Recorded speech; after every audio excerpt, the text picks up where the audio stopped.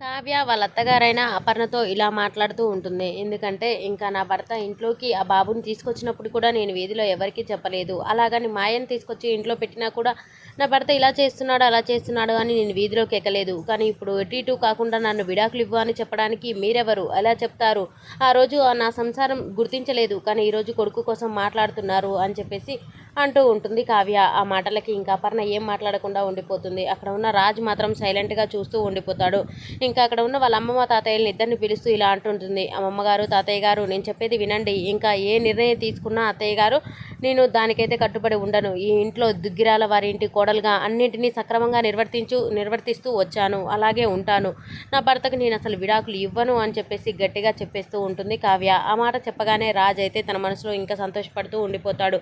ఏది ఏమైనా ఎవరు వచ్చినా కూడా నా భర్తకు నేను విడాకులు ఇవ్వను అని చెప్పేసి గట్టిగా చెబుతూ ఉంటుంది. ఆ మాటలు విన్న వాళ్ళ అత్తగారైతే షాక్తో అలా చూస్తూ ఉండిపోతుంది. ఇంకా ఇదేంటి ఇంత గట్టిగా మాట్లాడుతుంది అన్నట్లు చూస్తూ ఉండిపోతుంది. అక్కడ ఉన్న మాయ కూడా అంతేనా, ఇంకా నా పరిస్థితి ఇలాగే ఉండిపోతుందా అన్నట్లు చూస్తూ ఉండిపోతుంది. ఇక్కడ ఉన్న రుద్రాని మాత్రం అబ్బా నా ప్లాన్ అంతా వర్కౌట్ కావట్లేదు, ఇది ఇలా మాట్లాడింది ఏంటి, ఈ ప్లేట్ ఫిరాయించింది అన్నట్లుగా చూస్తూ ఉండిపోతుంది.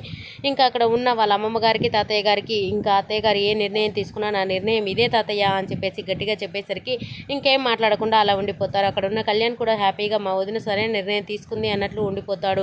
చిట్టి మాత్రం శభాష్ మనవరాల, ఒక ఆడదానిగా అనుకోగా ఉండే దానిగా నువ్వు తీసుకున్న నిర్ణయం చాలా కరెక్ట్గా ఉంది అని చెప్పేసి తను కూడా చెబుతూ ఉంటుంది. ఆ మాటలు విన్న అపర్ణకైతే సురున మండుతూ ఉంటుంది. వాళ్ళ అత్తయ్య అలా మాట్లాడేసరికి ఇంకా కావ్య ఆ నిర్ణయం తీసుకుంది కదా, మరి రాజు ఏ నిర్ణయం తీసుకుంటాడనేది నెక్స్ట్ సీన్లో చూద్దాం. ఈ వీడియో కనుక మీకు నచ్చినట్లయితే please do subscribe. Thank you for watching friends.